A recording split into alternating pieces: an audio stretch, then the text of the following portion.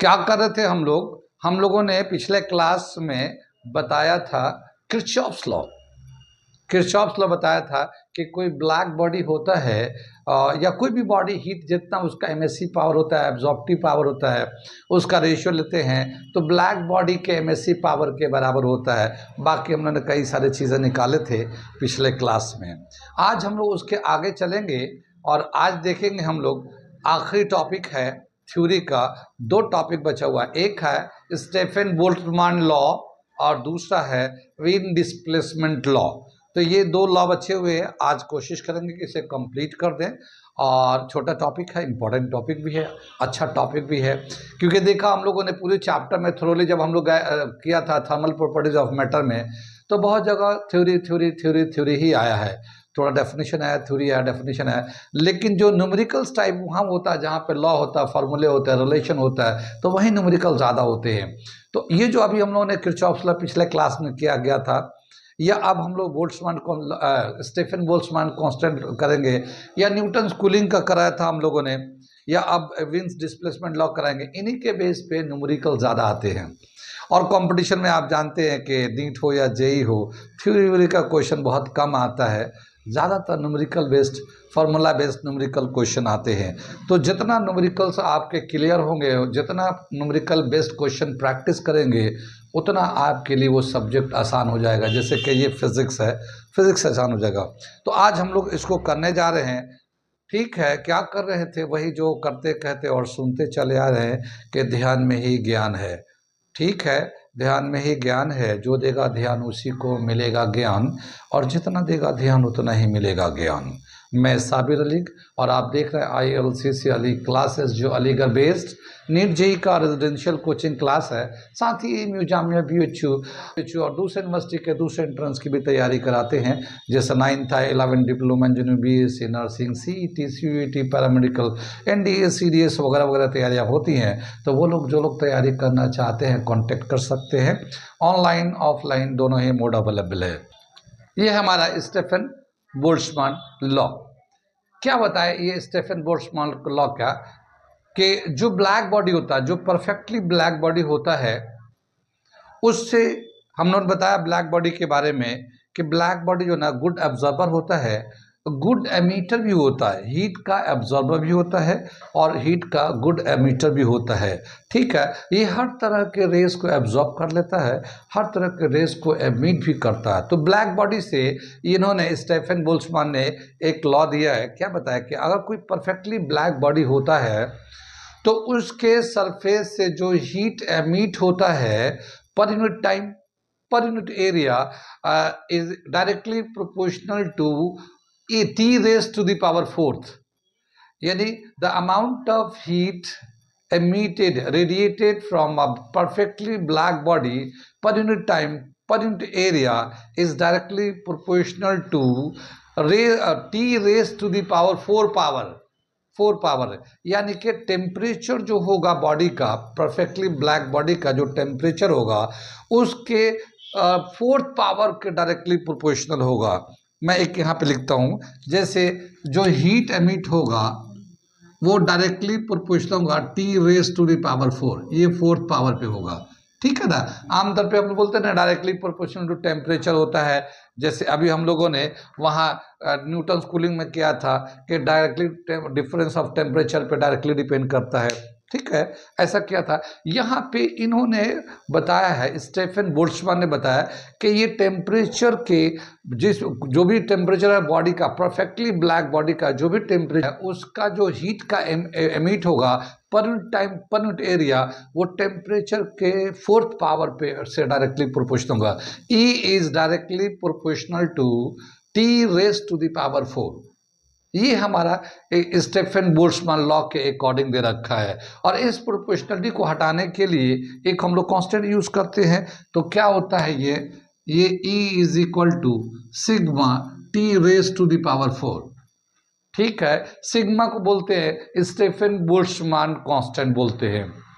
ठीक है, इसको हम लोग स्टेफन बोल्ट्जमान यूनिवर्सल कांस्टेंट भी बोलते हैं। स्टेफन बोल्ट्जमान यूनिवर्सल कांस्टेंट, इसका वैल्यू भी दे रखा है। कितना दे रखा है इसका value?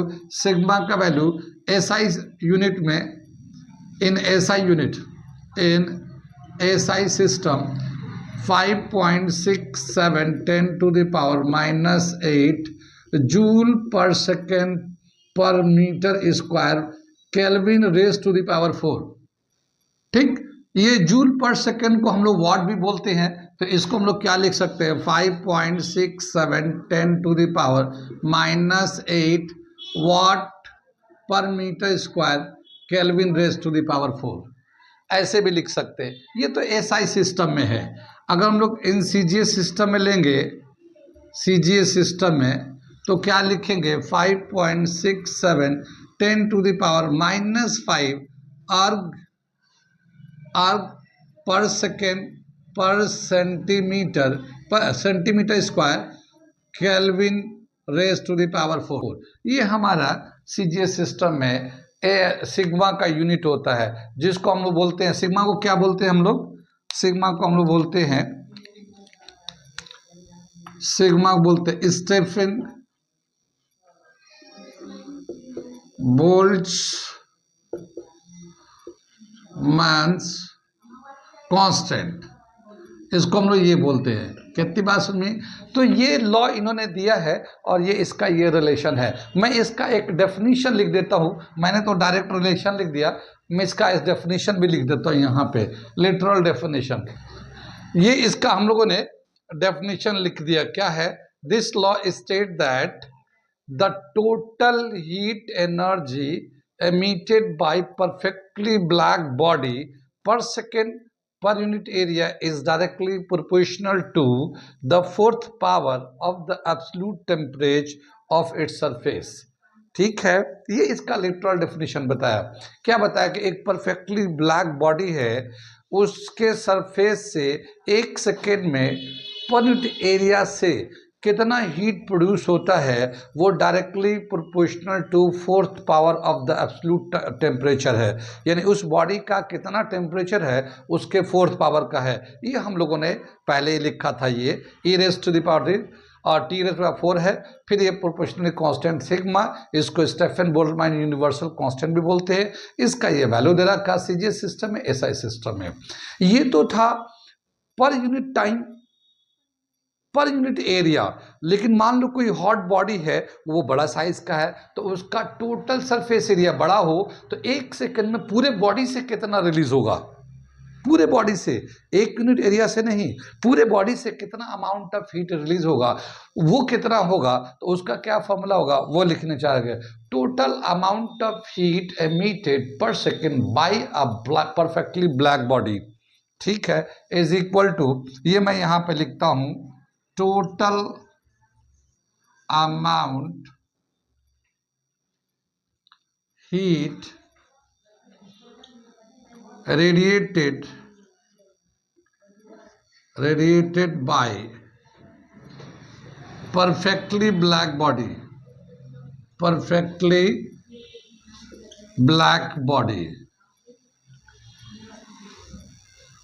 per second,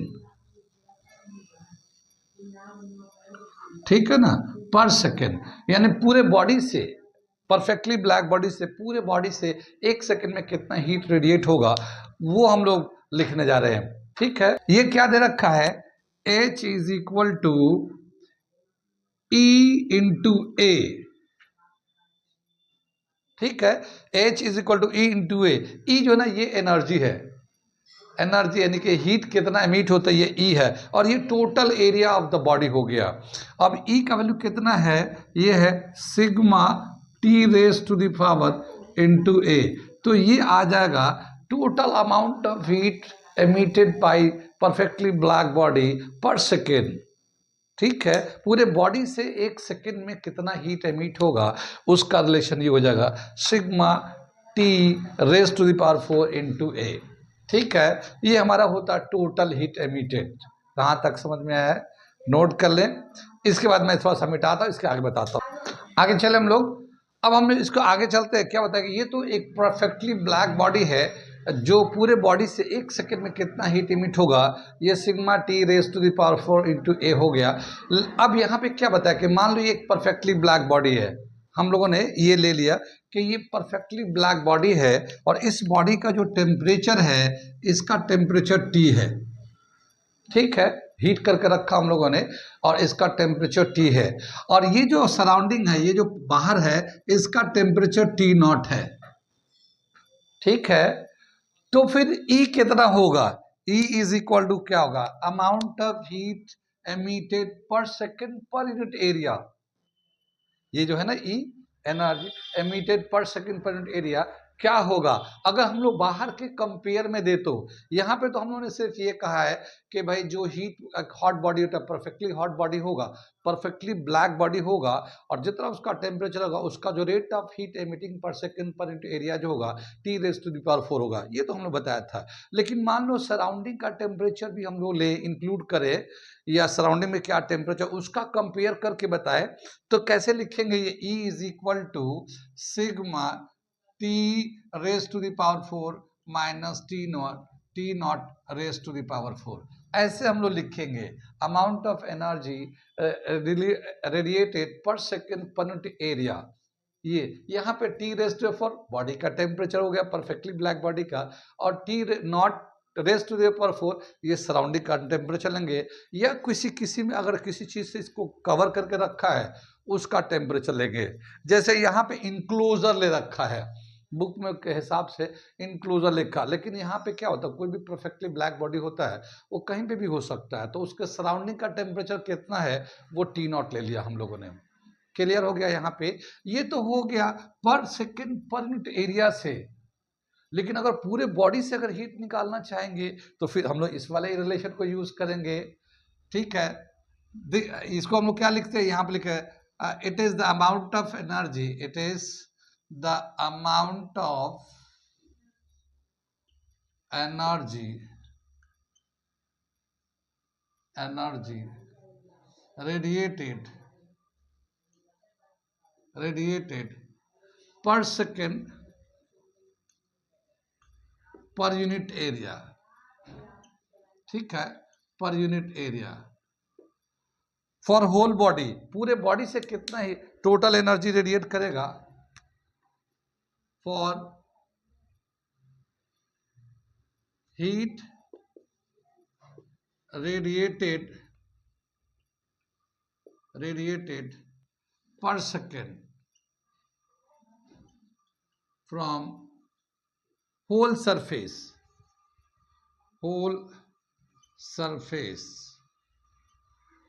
of perfectly black body, black body. क्या ले लेंगे हम लोग? H is equal to sigma T⁴ minus T0 raise to the power 4 into A। ये A से मल्टीप्लाई हो जाएगा, ये पूरे बॉडी से लेंगे तो ये A से मल्टीप्लाई होगा, जिसमें इसमें A नहीं था, ये तो पर यूनिट एरिया है ना, तो इसमें A नहीं है। यहाँ पे पूरे बॉडी से लेंगे तो एरिया से मल्टीप्लाई कर देंगे। कितनी बात सुन में आगे चले यहाँ तक? ये तो समझ में आ गया। अगर मान लो कोई बॉडी परफेक्टली ब्लैक नहीं है, अगर परफेक्टली ब्लैक बॉडी नहीं है तो फिर उसका अमाउंट ऑफ हीट कितना रिलीज करेगा वो स्टीफन बोल्ट्जमान कांस्टेंट लॉ के हिसाब से कैसे लिखेंगे? ठीक है ना। For not a perfect black body, अगर स्टीफन बोल्ट्जमान कांस्टेंट को लॉ को लिखना चाहेंगे तो कैसे लिखेंगे? अभी मैं लिखने जा रहा हूं, इधर से मैं मिटा दूं, ये नोट कर लिया ना, इसे मैं मिटाता हूं, ठीक है। मैं ये वाला देखो, heat radiated by not a perfectly black body, यानी मान लो एक परफेक्टली ब्लैक बॉडी नहीं है, दूसरे तरह का दूसरे कलर का बॉडी है, तो वो टोटल अमाउंट ऑफ हीट कितना रिलीज करेगा? अगर स्टीफन बोल्ट्जमान लॉ के हिसाब से अगर देखना चाहेंगे तो कैसे लिखेंगे हम लोग? ठीक है, तो स्टीफन बोल्ट्जमान के हिसाब से क्या बताया, एक हम लोगों ने पीछे एक टर्म किया था, पिछले क्लास में ही था, MSCVT हम लोगों ने बताया था, और उसको हम लोग लिखा था साई, इसको हम लोग एप्सिलॉन नॉट बोलते हैं, पर MSC power of a particular wavelength, ठीक है, upon MSC power of black body, perfectly black body, ये लिखा था ना हम लोगों ने। इसको हम लोग बोलते हैं MSCVT, ये एप्सिलॉन नॉट को बोलते हैं, इसका एप्सिलॉन नॉट को MaCVT, ये हमारा कहलाता है। और ये रेशियो है किसी बॉडी का MaC पावर कितना है परफेक्टली ब्लैक बॉडी के कंपेयर में, उसी को हम लोग ये एप्सिलॉन से दिखाते हैं। MaCVT कहलाता है ये। कितनी बात में MaC power of a body with respect to MaC power by the perfectly black body of a particular wavelength। ये वेवलेंथ लैम्डा जो है ना वेवलेंथ है, एक वेवलेंथ के लिए किसी बॉडी का MaC पावर कितना है और उसी वेवलेंथ के लिए उसी टेम्परेचर पे ब्लैक बॉडी का MaC पावर कितना है, अगर उनका रेशियो लेते हैं तो यही MaC पावर कहलाता है। ठीक है। अगर हम लोग किसी अनदर बॉडी के लिए यानी दूसरा बॉडी है जो परफेक्टली ब्लैक बॉडी नहीं है तो उसका कितना होगा total amount of heat, how we can write the Stefan Boltzmann law with respect according to for the non perfectly black body. ठीक है, तो उसके लिए लिखते हैं क्या दे रखा है ये, for heat emitted is equal to epsilon naught sigma T raise to the power 4 T naught raise to the power 4। ये हम लोग ने ले लिया। ये E इज इक्वल टू क्या हुआ, heat radiated per second per unit area is equal to, पहले सिग्मा इंटू टी होता था, टी रेज हुआ, ये सराउंडिंग का टेम्परेचर ले लिया और ये एप्सिलॉन ले लिया। ये परफेक्टली ब्लैक बॉडी नहीं है तो, और अगर परफेक्टली ब्लैक बॉडी होगा तो एप्सिलॉन नॉट का वैल्यू पता है कितना होता है, 1 होता है। ठीक है, एप्सिलॉन का वैल्यू जो है ना, एप्सिलॉन का वैल्यू 1 होता है फॉर परफेक्टली ब्लैक बॉडी। जो परफेक्टली ब्लैक बॉडी होगा उसका वैल्यू 1 होगा यहाँ पे, बाकी जो दूसरा वैल्यू होगा उसका वैल्यू 1 से कम होगा। हमने बताया था इसका वैल्यू 1 से कम होता है, 0 और 1 के बीच में आता है। कितनी बात सुन में आई। तो ये तो पर यूनिट एरिया के हिसाब से हो गया। अगर पूरे total amount of heat emitted by the perfectly black body और नॉट परफेक्टली ब्लैक बॉडी, तो उसका क्या रिलेशन लिखेंगे, उसके लिए रिलेशन ये हो जाएगा हमारा H is equal to epsilon sigma T raise to the power 4 minus T naught raise to the power 4 into A। ये हमारा आ जाएगा, ये आ जाएगा स्टीफन बोल्ट्जमैन इक्वेशन। इस तरह से लिखेंगे जो परफेक्टली ब्लैक बॉडी नहीं है उसके लिए। और अगर परफेक्टली ब्लैक बॉडी भी होगा तो इसका वैल्यू क्या हो जाएगा, 1 हो जाएगा। तो ये हम लोग किसी भी बॉडी के लिए यूज कर सकते हैं। ये टेम्परेचर ब्लैक बॉडी का टेम्परेचर होगा या उस बॉडी का टेम्परेचर जो परफेक्टली ब्लैक बॉडी नहीं होगा। ये T नॉट सराउंडिंग का टेम्परेचर होगा।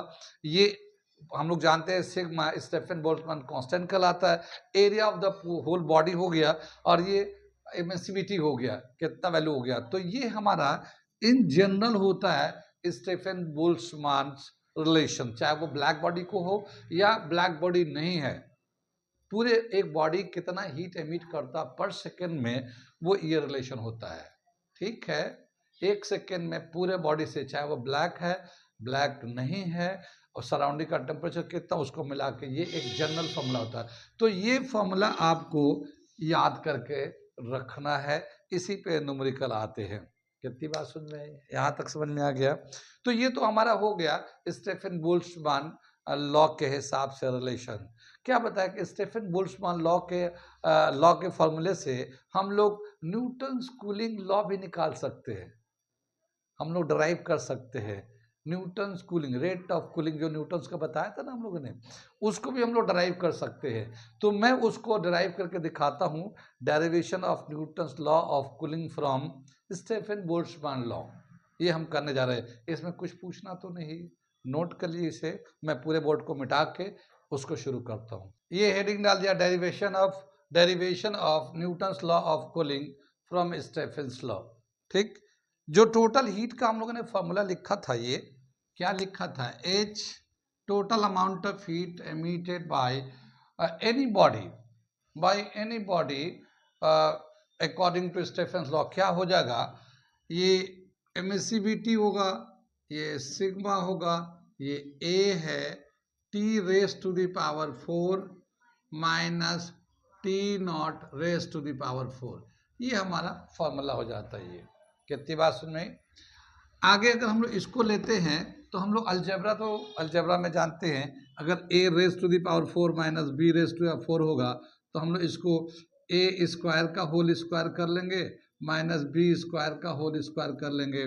तो ये माइनस है, ये a स्क्वायर बी स्क्वायर है, ये इसको हम लोग एक मान लेते हैं और इसको एक यूनिट मान लेते हैं। तो ये a square B square minus में, तो एक बार प्लस एक बार माइनस में लिख सकते हैं।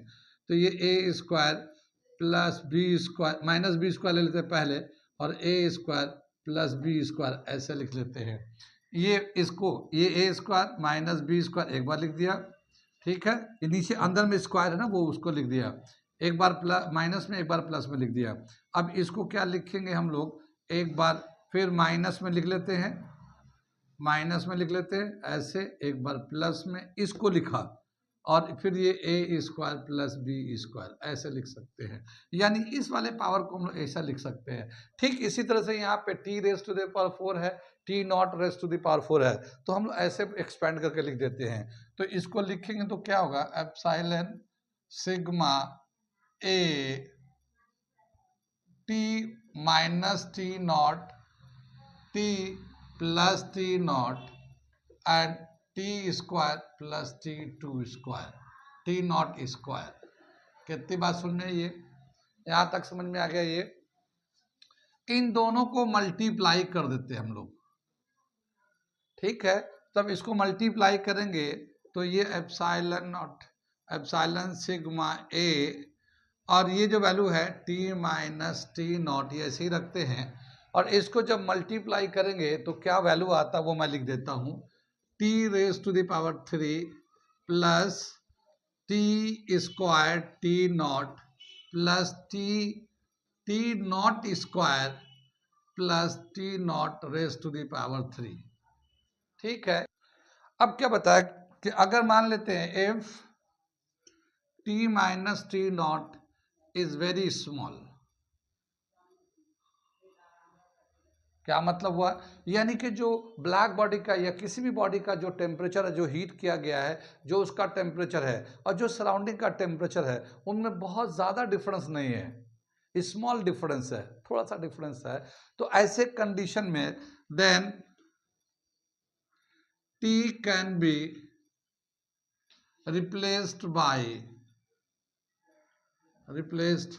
Bye T naught. हम लोग टी नॉट से रिप्लेस कर सकते हैं, टी को, जो टी था टी नॉट को रिप्लेस कर सकते हैं। अगर हम लोग टी को टी नॉट से रिप्लेस करेंगे तो ये वाला वैल्यू क्या हो जाएगा, ये देखिए मैं लिख के दिखाता हूँ। ये इसको लिखता हूँ तो क्या आएगा, ये H is equal to epsilon naught epsilon sigma A T minus T naught, ये तो ऐसे ही रहते हैं। और इसको भी हम लोग लिख देते हैं टी नॉट क्यूब, हमने बताया ना टी को हटा के टी नॉट लिख देते हैं। और ये देखिए टी नॉट तो था ही था, टी नॉट स्क्वायर कर देंगे तो ये भी क्या हो जाएगा, टी नॉट क्यूब आ जाएगा। इसका भी वही करेंगे, ये टी नॉट स्क्वायर था, ये टी था, तो इसको भी टी नॉट कर देंगे तो ये भी टी नॉट क्यूब हो जाएगा। ये टी नॉट क्यूब था ही था, ठीक है ना, ये क्यूब था ही था। ये कितनी बात सुन में, यहाँ तक क्लियर। अब देखिए कितनी दफा टी नॉट आ गया, 1 2 3 4, 4 दफा आ गया। तो कैसे लिखेंगे, H is equal to 4 epsilon sigma A T naught cube T minus T not.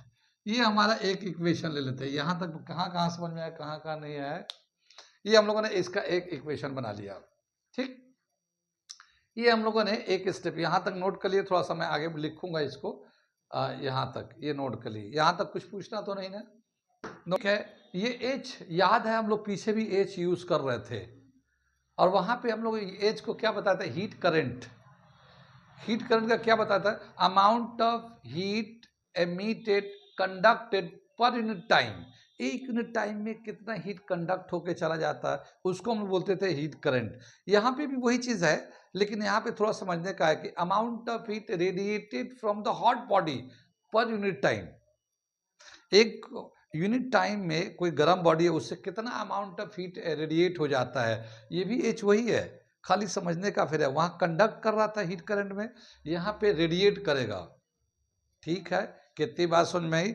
आगे हम लोगों ने बताया था कि किसी भी बॉडी से कितना हीट एमिट होगा या एब्जॉर्ब करेगा, प्रिंसिपल ऑफ कैलोरीमेट्री में हम लोगों ने बताया था, कैलोरीमेट्री में जो Q होता है वो MC और डेल्टा टी के बराबर होता है, चेंज इन टेम्परेचर के आता है। ये जो चेंज इन टेम्परेचर होता है इसको हम लोग MC T minus T not ऐसे भी लिख सकते हैं हम लोग। कितनी बात समझ में? ये तो Q होता है, और इसी Q को अगर हम लोग टाइम से यानी कि पर यूनिट टाइम में, ये तो हीट हो गया, heat emitted from the hot body MC delta T, MC T minus T naught, ये हमारा था। लेकिन हीट एमिटेड पर यूनिट टाइम, हीट एमिटेड पर यूनिट टाइम, तो इसको अगर हम लोग ऐसे लिखते हैं, हीट एमिटेड पर unit time, per unit time, तो इसको हम लोग टाइम से डिवाइड कर देंगे तो क्या आएगा, H is equal to D Q upon D T, ऐसे लिखा था ना, D Q upon D T, very small amount of heat radiated. अब हम लोग यहाँ पे स्मॉल तो नहीं ले रहे हैं, हम लोग टोटल हीट ले रहे हैं, Q अपॉन टी ले लेंगे, Q अपॉन टी। और Q का वैल्यू कितना है हमारा यहाँ पे, Q का जो वैल्यू है MC T minus T naught, ये हो गया हमारा MC T minus T naught upon T. कितनी बात सुनिए, इसको हम लोग चाहें तो डेल्टा टी लिख सकते हैं, कोई सी बात नहीं है, MC delta T upon T ऐसे लिख सकते हैं, ये H के बराबर हो गया। कितनी बात सुनिए, या हम लोग ऐसे भी लिख सकते हैं, इसको थोड़ा अरेंज करके, यहाँ पे थोड़ा सा जगह है, यहाँ पे मैं लिख लेता हूँ, यहाँ पे इसके आगे का, अगर हम लोग डेल्टा टी अपॉन टी लेते हैं तो क्या आ जाएगा, H is equal to delta T upon T is equal to H upon MC, ये होगा ना, ये देखिए MC यहां से उठा के इसके H के नीचे चला आएगा, तो डेल्टा टी अपॉन टी यानी कि कितना अमाउंट ऑफ टेम्परेचर, टेम्परेचर किस रेट से डिक्रीज कर रहा है, डिक्रीज करता हम लोग माइनस भी लेते हैं यहाँ पे, द टेम्परेचर डिक्रीजिंग पर यूनिट टाइम, कितना टेम्परेचर डिक्रीज कर रहा है, या तो हम लोग T naught, T minus T not भी ले सकते हैं यहाँ पे। कितनी बात सुनिए, तो ये हमारा वैल्यू आ गया। कितनी बात, यहाँ तक नोट करिए फिर आगे बताता हूँ। ठीक है, ये समझ में आ गया, delta T upon T minus में ले लिया H अपॉन MC, H जो है ना amount of heat radiated per second from a hot body, H हो गया, और ये H ये रिलेशन है, अगर मैं इस H का वहाँ पे डालूं तो फिर क्या रिलेशन होगा, उसको मैं इस वाले वैल्यू को वहाँ पे डालने जा रहा हूँ, पहले मैं थोड़ा सा ऊपर से मिटाऊंगा। ओके, ठीक है, हम लोग माइनस को उधर कर लेते हैं, तो क्या आएगा, delta T upon T is equal to minus H upon MC, और ये जो माइनस तो ऐसे रहेगा, H का वैल्यू यहाँ से ले लेते हैं हम लोग, क्या आएगा ये 4 epsilon sigma A T raise to the power T naught raise to the power 3 T minus T naught upon ये MC ऐसे आ जाएगा। ये कितनी बात सुन में, ये हम लोगों ने एज का वैल्यू डाल दिया है, इसका स्टेफन बोल्ट्जमान लॉ के हिसाब से जो एज का वैल्यू था हम लोगों ने यहाँ पे जो वहाँ पे किया था, न्यूटन्स कूलिंग के जगह पे किया था, वो उसके हिसाब से हम लोगों ने ये चेंज कर दिया। हम लोगों ने न्यूटन्स लॉ में ये भी किया था, हम लोगों ने यूज़ किया था इस रिलेशन को। कितनी बात सुन में, अब क्या बताया कि इसको अगर हम लोग ए को छोड़ देते हैं, बाकी सबको एक तरफ लेते हैं, क्या लेंगे हम लोग, ये 4 है, ये नंबर है, ये एप्सिलॉन है, ये सिग्मा है, ये T naught raise to the power 3, ये हम ऐसे ले लेते हैं, टी माइनस टी नॉट ये ऐसे कर लेते हैं, और ये हम लोग MC ऐसे ले लेते हैं। कितनी बात सुनिए, अगर हम लोग यहाँ पे ए भी है, सॉरी यहाँ पे ए है, ये ए हम लोग यहाँ ले लेते हैं ए। अब देखिए अगर हम लोग इसको पूरे को के ले लें, ये माइनस था, यहाँ माइनस चल रहा है, ये माइनस चल रहा है इसमें, ठीक है। कितनी बात सुनिए, अगर हम लोग पूरे को के मान लें तो क्या मिलेगा, delta T upon T is equal to minus K A T minus T not, यही तो फॉर्मूला था हमारा न्यूटन्स कूलिंग लॉ के हिसाब से, के A T minus T not, यही फॉर्मूला था हमारा। कितनी बात सुनिए, डेल्टा टी अपॉन टी हम लोगों ने डिराइव किया वहाँ पे, माइनस का मतलब डिक्रीज इन टेम्परेचर, ठीक। तो ये हमारा हम लोग निकाल दिया, न्यूटन्स कूलिंग लॉ, तो हम लोगों ने वेरीफाई कर दिया कि स्टीफन लॉ के है इक्वेशन से स्टीफन बोल्ट्जमान लॉ का जो फॉर्मूला था उसको थोड़ा सा अगर हम लोग वो करें तो हम लोग इसको निकाल सकते हैं, न्यूटन्स कूलिंग लॉ निकाल सकते हैं। क्यों? क्योंकि ये जो के है इस एक बॉडी का नेचर होता है। हम बताए ना के जो है बॉडी का नेचर, जैसे ये जो है एप्सिलॉन का क्या मतलब हुआ, परफेक्टली बॉडी ब्लैक है नहीं है जो भी है वो बॉडी का नेचर है। सिग्मा उसी के हिसाब से है, सिग्मा का एक कांस्टेंट वैल्यू होता है, वो तो हर बॉडी के लिए बराबर होगा, चाहे वो ब्लैक हो चाहे ब्लैक नहीं हो। और ये टी नॉट एक टेम्परेचर है, जो सराउंडिंग का टेम्परेचर होता है वो तो सराउंडिंग का टेम्परेचर उतना ही रहेगा, वो तो चेंज नहीं होगा, वो तो हॉट बॉडी का टेम्परेचर चेंज होगा क्योंकि वो हीट रेडिएट करेगा तो उसका टेम्परेचर गिरेगा।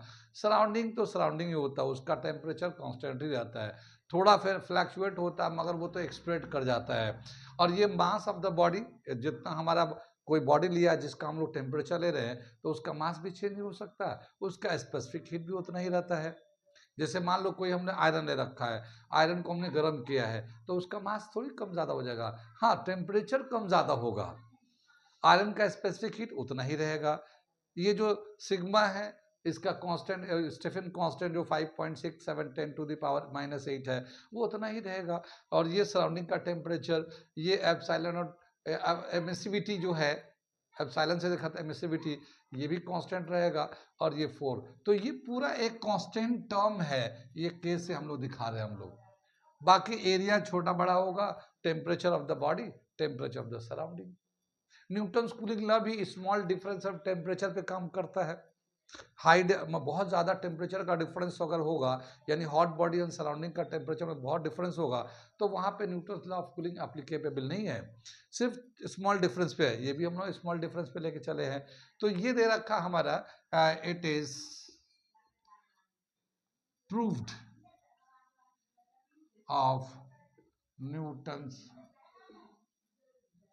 कूलिंग लॉ कितनी बात में, तो ये हम लोगों ने ड्राइव कर दिया। यहाँ पे जाके ये टॉपिक कंप्लीट होता है। इसके बेस पे ये स्टीफन बोल्ट्जमान लॉ के बेस पे न्यूमेरिकल्स है, कराएंगे अगले नेक्स्ट क्लास में। अगला एक टॉपिक और रह गया इस चैप्टर से, ये चैप्टर खत्म हो जाएगा तो आज हम वो अगला चैप्टर, अगला टॉपिक है वो भी हम करा देते हैं, वो है विंड डिस्प्लेसमेंट लॉ।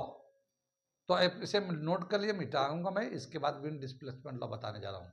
ओके, समझ में आ रहा है सबको? कोई डाउट तो नहीं? कोई डाउट हो तो आप पूछ सकते हैं, मैसेज कर सकते हैं मुझे।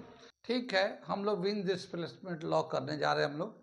ये अगला टॉपिक और आखिरी टॉपिक है इस चैप्टर का, थर्मल प्रॉपर्टीज ऑफ मैटर से।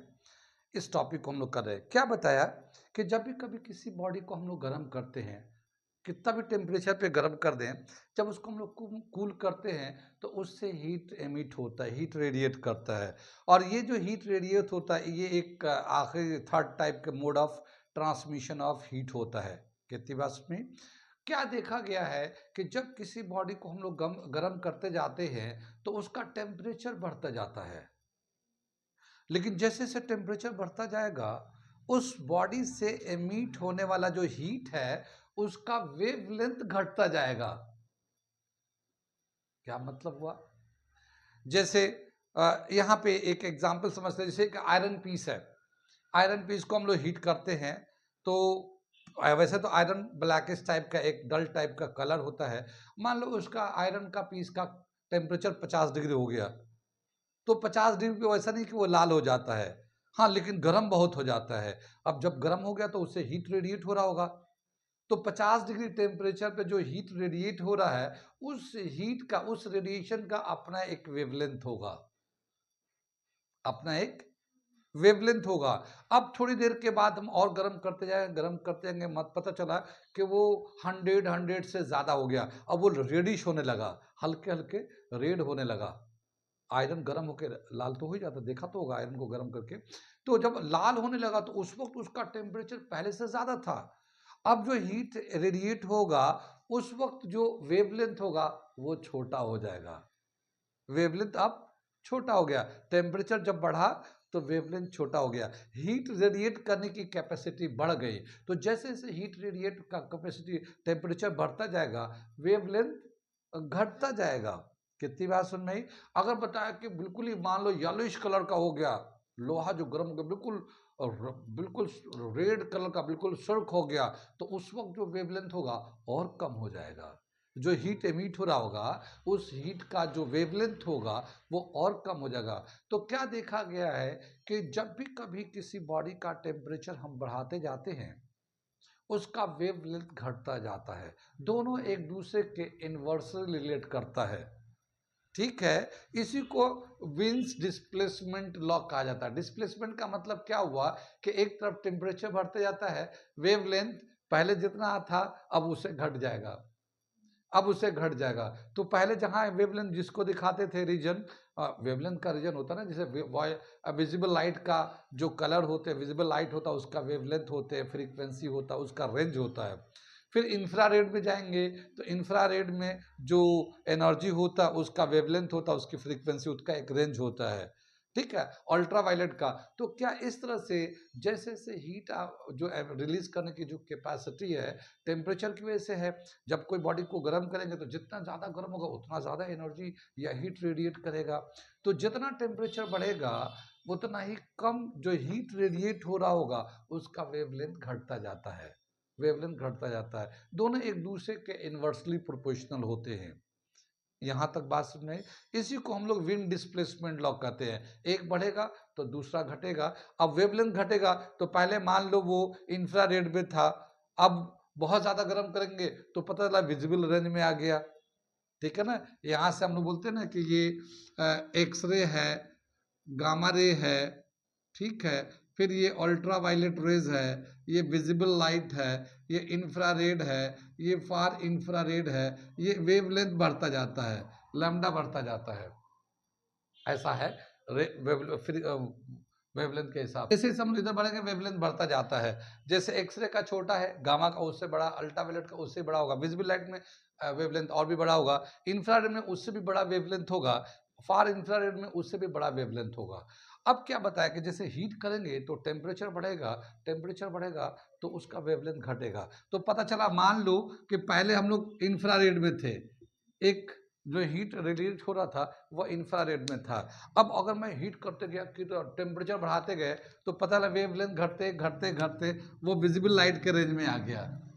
तो इसको हम लोग कहते हैं विंड डिस्प्लेसमेंट लॉ। कितनी बात सुनी?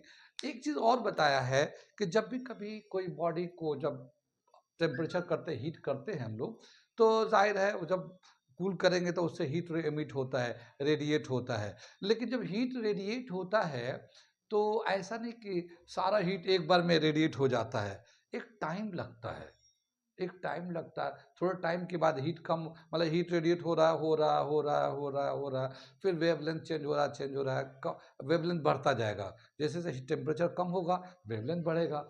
ठीक है ना, इन्वर्सली है ना, टेम्परेचर बढ़ेगा तो वेवलेंथ घटेगा, टेम्परेचर घटेगा तो वेवलेंथ बढ़ेगा, तो वेवलेंथ बढ़ता जाएगा। तो क्या देखा गया कि जब भी कभी इसका ग्राफ प्लॉट करते हैं हम लोग इस वेरिएशन का, तो एक ग्राफ का जो पैटर्न है वो यूनिफॉर्म पैटर्न नहीं है कि हमेशा हीट बराबर एमिट हो रहा है, यूनिफॉर्म पैटर्न नहीं आता है। इसका जो ग्राफ है देखा जाता है कि कोई पर्टिकुलर वेवलेंथ पे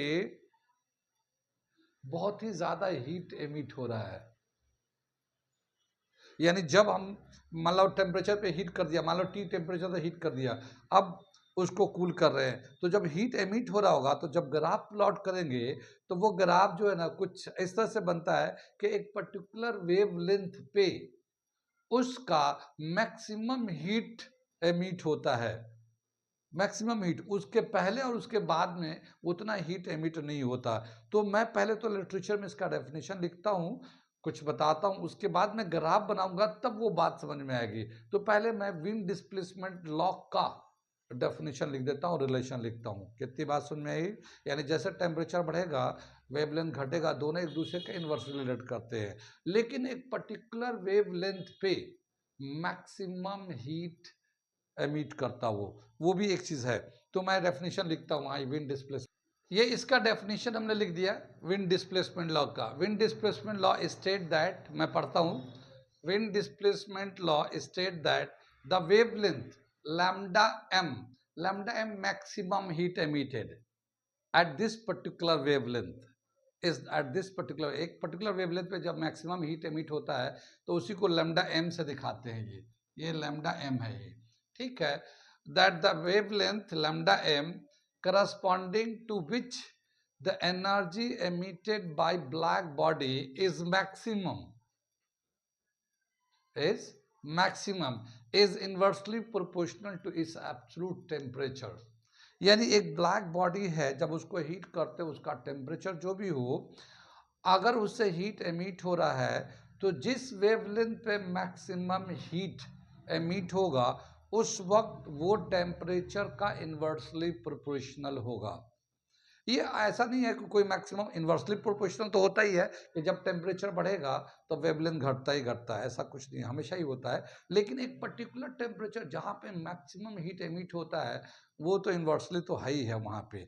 इसको अगर हम लोग रिलेशन के हिसाब से, रिलेशन से लिखते हैं तो कैसे लिखेंगे, lambda maximum is inversely proportional to temperature, ठीक है।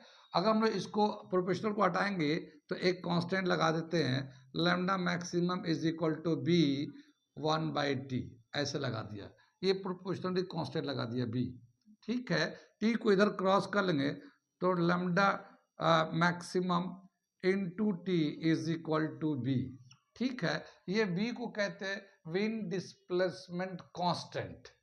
क्या कहते हैं इस बी को, बी इज कॉल्ड विंड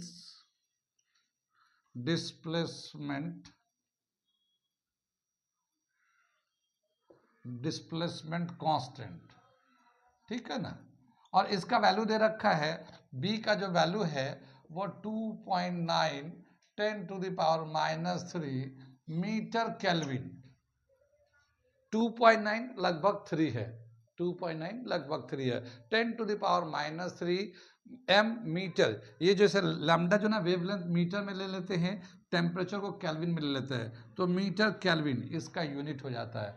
तो b का जो वैल्यू है 2.9 10⁻³ मीटर केल्विन उसका यूनिट हो गया। कितनी बात सुने, तो ये विंड डिस्प्लेसमेंट लॉ के हिसाब से एक रिलेशन दे रखा है, ये एक डेफिनेशन दे रखा है, यहाँ तक नोट करिए, फिर मैं इसके आगे बताता हूँ। ये हमारा रिलेशन आता विंड डिस्प्लेसमेंट लॉ के according.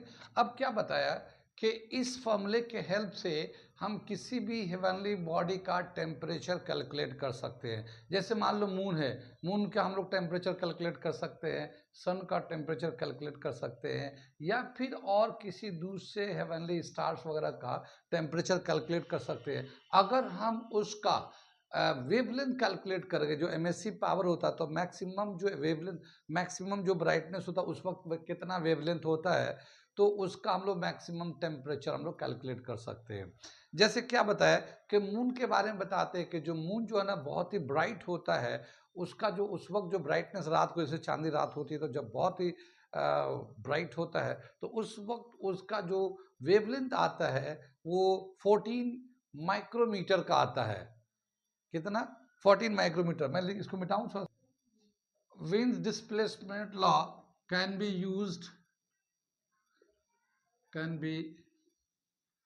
used to determine the temperature of heavenly bodies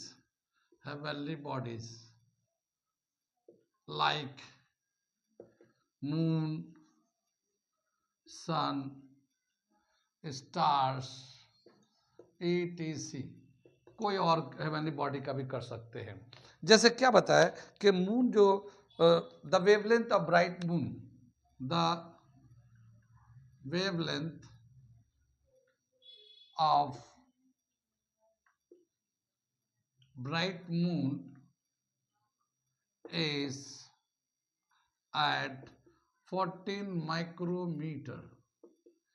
क्या समझ में आया कि मून का जो ब्राइटनेस जो देखते हैं तो ऐसे तो आता है, लेकिन 14वीं की चांद होती है जिस वक्त मैक्सिमम ग्लो होता है, उस वक्त का जो वेवलेंथ कैलकुलेट करते हैं वो 14 माइक्रोमीटर है। अब इसमें फॉर्मूले में यूज करके वेवलेंथ को 14 माइक्रोमीटर का अगर हम लोग टेम्परेचर कैलकुलेट करके, उसका बी का तो वैल्यू है ही हमारे पास, 2.9 10⁻³ तो जब टेम्परेचर कैलकुलेट करते हैं तो the temperature of moon is calculated as 200 kelvin. क्या मतलब हुआ कि मून का टेम्परेचर जब कैलकुलेट कर देंगे विंस डिस्प्लेसमेंट लॉ के हिसाब से तो 200 केल्विन आता है। 200 केल्विन जानते हैं कितना होता है? 0 डिग्री सेल्सियस 273 केल्विन के बराबर होता है। अर्थ पे 0 डिग्री सेल्सियस जो होता है वो 273 केल्विन के बराबर होता है और ये 273 से कम है, 200 है।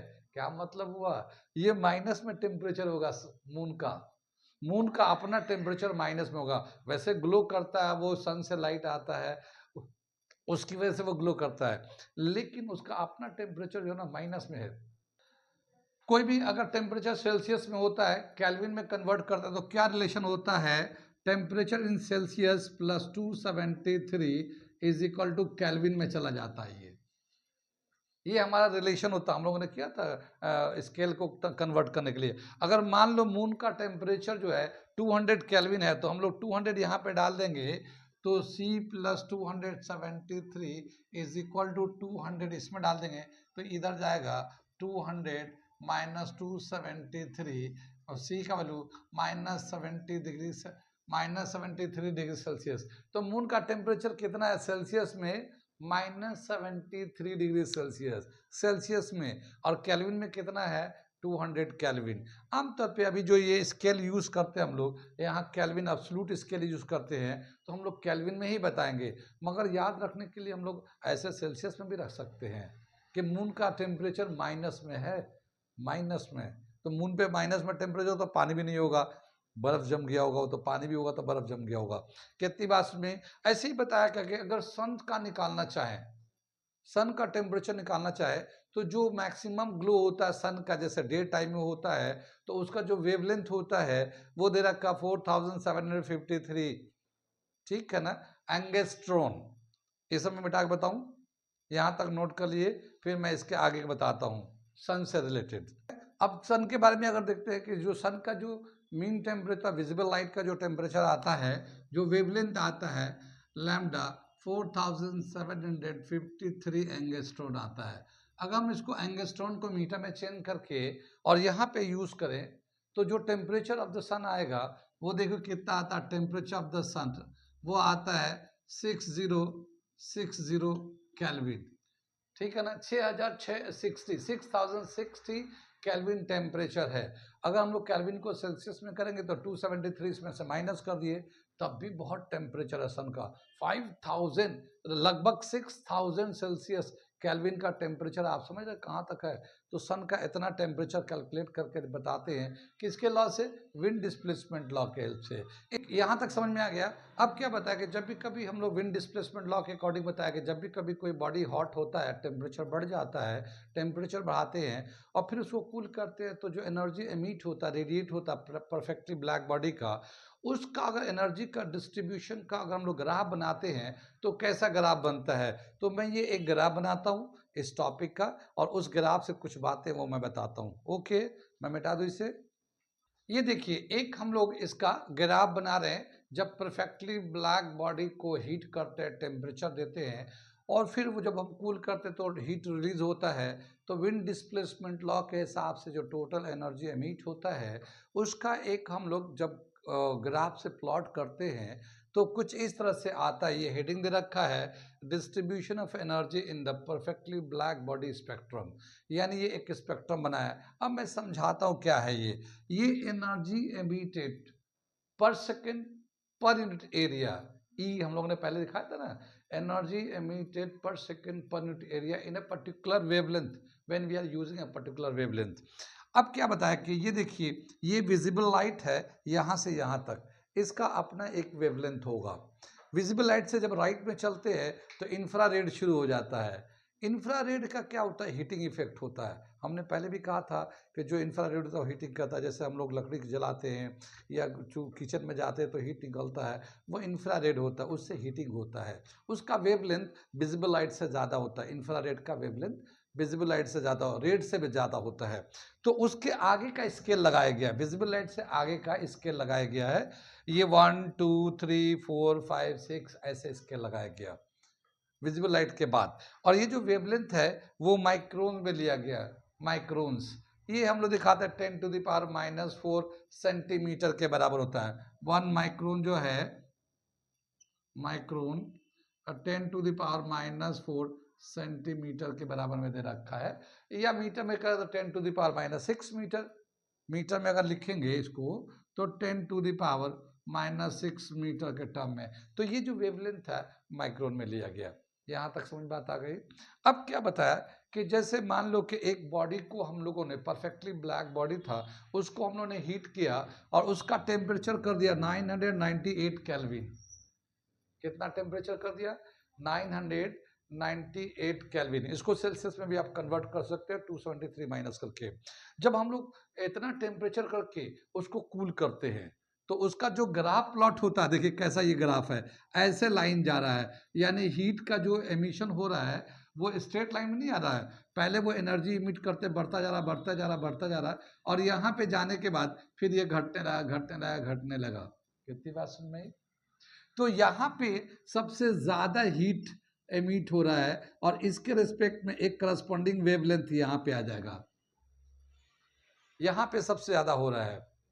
कितनी बात सुन में आई? तो वैसे तो वेवलेंथ ये भी है, ये भी है, ये भी है, लेकिन एक पर्टिकुलर वेवलेंथ पे ही मैक्सिमम एमिशन ऑफ हीट हो रहा है। वैसे तो यहाँ पे भी हीट एमिट हो रहा है, यहाँ पे भी हीट बढ़ता जा रहा, बढ़ता जा रहा, बढ़ता जा रहा, बढ़ता जा रहा, यहाँ पे सबसे ज्यादा हुआ है। फिर आगे का वेवलेंथ में घटता जा रहा, घटता जा रहा, घटता जा रहा, लेकिन टेम्परेचर कांस्टेंट है, 998 केल्विन है। कितनी बात सुन में? अब बोला क्या कि मान लो बॉडी को और ज्यादा हीट कर दिया, टेम्परेचर बढ़ा दिया, कितना? 1095 केल्विन टेम्परेचर कर दिया। अब टेम्परेचर बढ़ गया, ठीक है। अब जब इसको कूल करेंगे तो हीट का एमिशन होगा, तो उसका जब डिस्ट्रीब्यूशन करेंगे तो देखिए कैसे इसका ग्राफ, यहाँ से वेवलेंथ बढ़ता जा रहा है, मगर एनर्जी एमिशन का भी बढ़ता जा रहा, बढ़ता जा रहा, बढ़ता जा रहा, बढ़ता जा रहा। इस वाले वेवलेंथ पे आके मैक्सिमम हीट एमिट हो रहा है, इस वाले। फिर अगले वेवलेंथ पे ये घटता जा रहा है। तो टेम्परेचर तो 1095 केल्विन है, मगर जो हीट का एमिशन है वेवलेंथ के हिसाब से वेरी करते जा रहा है। एक पर्टिकुलर वेवलेंथ पे मैक्सिमम हीट आ रहा है। अब अगर हम लोग यहाँ पे वेवलेंथ को लेते हैं और अगर वेवलेंथ को यहाँ पे देखेंगे तो ये वेवलेंथ किधर? यहाँ आ गया, यानी वेवलेंथ घट गया, नीचे आ गया। जब टेम्परेचर बढ़ गया तो वेवलेंथ घट गया, पीछे की तरफ शिफ्ट कर रहा है। कितनी बात समझ में आई? ये तो दूसरा दिखा दिया। ऐसे ही तीसरे में देखते हैं, टेम्परेचर कर दिया 1259 केल्विन कर दिया, और अब उसका एनर्जी जो एमिशन हो रहा है ब्लैक बॉडी से, उसका जब एनर्जी का अलग अलग वेवलेंथ पे एमिशन को ग्राफ प्लॉट करते हैं तो ये जा रहा है, ये ग्राफ। कितनी बात सुनी? तो यहाँ पे सबसे ज्यादा मैक्सिमम आ रहा है, यहाँ पे मैक्सिमम दिखा रहा है, ठीक है। ऐसे तो वेवलेंथ ये भी है, ये भी है, मगर अगले वाले वेवलेंथ में घटने लगा वो। कितनी बात सुनी? और अगर हम लोग इसका वेवलेंथ लेंगे, टेम्परेचर बाहर रखा है, तो वेवलेंथ को अगर हम लोग देखेंगे तो ये वेवलेंथ यहाँ पे आएगा, तो ये उससे भी कम हो गया। तो टेम्परेचर जब बढ़ा तो वेवलेंथ नीचे की तरफ आ रहा है। विंड डिस्प्लेसमेंट लॉ में दिखा था, lambda into T is equal to B, एक कांस्टेंट वैल्यू होता है। तो टेम्परेचर जब बढ़ाएंगे तो लैम्डा घटेगा। तो टेम्परेचर जब बढ़ाया है तो ये देखिए इसका जो मैक्सिमम हीट एमिट हो रहा है उस पर्टिकुलर वेवलेंथ पे वो थोड़ा कम हो गया, ठीक है। ऐसे ही हम लोग फोर्थ वाला डायग्राम ले रहे हैं। जैसे ये फोर्थ है, ये 3 है, ये 2 है, ये 1 है, ये 5th है। 5 लाइन हम लोगों ने बनाया है। तो फोर्थ वाला में ले रहे हैं, तो टेम्परेचर कितना हो गया? बढ़ा के 1449 केल्विन कर दिया। तो अब इसका जो ग्राफ प्लॉट किया गया इस तरह से है। हीट का एमिशन तो बढ़ा है, यहाँ से भी बढ़ा है, लेकिन जो मैक्सिमम हीट एमिट हो रहा है उसका वेवलेंथ ये वाला है। और इसको अगर हम लोग करेंगे, परपेंडिकुलर लेंगे, तो वो परपेंडिकुलर हमें यहाँ आएगा। तो वेवलेंथ घटता जा रहा है, टेम्परेचर बढ़ता जा रहा है, वेवलेंथ घटता जा रहा है। इसी तरह से इसमें भी दे रखा है, तो ये यहाँ पे वेवलेंथ इधर आ जाएगा। टेम्परेचर यहाँ मैक्सिमम हो रहा है, हीट एमिशन, ये हीट का एमिशन हो रहा है, ये हीट एमिट हो रहा है, तो ये हीट एमिट हो रहा है। कितनी बात सुन में? तो क्या देखते हैं कि जब भी कभी परफेक्टली ब्लैक बॉडी को हीट करते हैं और फिर उसको कूल करते हैं, तो उसका जब हीट एमिशन होता है उसका स्पेक्ट्रम बनाते हैं, ग्राफ प्लॉट करते हैं, तो कुछ इस तरह से आता है। और एक पर्टिकुलर वेवलेंथ पे मैक्सिमम हीट एमिशन होता है, उसके आगे और उसके पीछे वेवलेंथ पे हीट एमिशन कम होते जाता है। और इसी तरह से हम लोगों ने 5 टेम्परेचर लेके ये एक ग्राफ प्लॉट करके दिखाया है। यहाँ पे क्या हो रहा है, टेम्परेचर बढ़ रहा है तो वेवलेंथ घट रहा है। ये कौन से लॉ को फॉलो कर रहा है, विंस डिस्प्लेसमेंट लॉ को फॉलो कर रहा है। ठीक है, अब क्या बताया कि टोटल अमाउंट ऑफ हीट कितना एमिट होगा, कैसे निकालेंगे हम लोग ये जो है टोटल अमाउंट ऑफ हीट कैसे निकालेंगे। तो देखिए मैंने एक स्ट्रिप पहले ही से बना रखा है। तो ये जो पूरा लाइन है, ये जो पूरा लाइन है, ये हम ग्राफ प्लॉट किया ऐसे, ये पूरा यहां से यहां तक लाइन है। तो इसके अंदर में जितना एरिया आएगा वो उतना हीट एमिट करेगा। यानी यहां से लेके इस पूरे का एरिया निकालेंगे, इस पूरे का एरिया निकालेंगे तो इस टेम्परेचर पे कितना टोटल हीट एमिट किया है ये निकल के आएगा। इसको हम लोग कैसे लेते हैं, बहुत छोटा सा एक स्ट्रिप सेलेक्ट करते हैं हम लोग।